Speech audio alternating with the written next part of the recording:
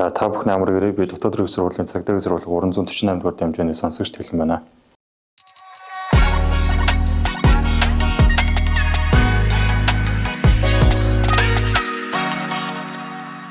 Миний хувьд хэм бол өөр сургуульд сурж агаад энэ сургууль руу багийнхаа өсөл мөрөөдлийн дагуу орё гэж бодоод аав ээжтэй гэж ярилцсан. Манай аав ээж үнэхээр дуртай баяртай хүлээж авсан байгаа. Тэгэл тэр сургуулаасаа болоод ийшээ хэлсэн суралцсан байна. Анх цэргийн хашидны мэдлэг аваад олон зүйл сурж мэдсэн, олон найзуудтай болсон, онжоодтой болсон.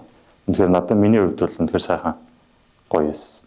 4 жилийн хугацаа бол үнэхээр хурдан өнгөрлөө. Дөнгөж саяхан л цэргийн хашидны мэдлэг олох сургалтанд хамрагдж байсан мэт санагдаж байна. Одоо ингээд 4 жилийн хугацаанд дуусаад одоо хэдхэн хоногийн дараа офицерын бүрэлдэхүүнд ороод дэслэг цол авах гэж байна. Үнэхээр 4 жилийн хугацаа бол хурдан баяртай, гонигтай, жаргалтай сайхан мөч өнгөрлөө. Онжоодтойгоо сайхан байлаа, ангийн хамт олонтой сайхан байлаа. Олон дурсамж бүтээлээ. Миний хувьд 4 жилийн хугацаанд оюутан солилцооны хөтөлбөрөөр бүгд найрамдах сэслэлт Вьетнам улсад суралцсан байгаа.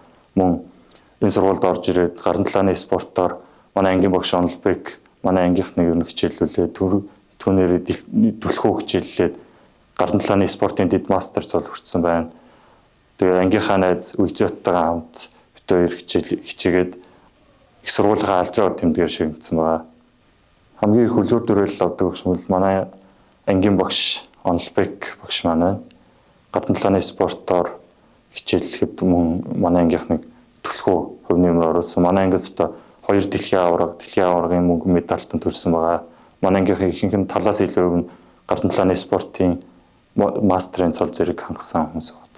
Эсэлтийн ерөнхий шалгалтанд амжилттай хамрагдаад бие биелэрийн шалгалтыг сайн бэлдэж байгаа, сайн өгөөд тэгээд сайн суралцаарай л гэж хэлээ да. Сайн хичээгээрэй. 4 жилийн хугацаа ер нь богинохон шүү. Хурдан сайн хичээгээд би онц түнтэй онцлог дипломтой төгсөөрэй л гэж зэхээ та.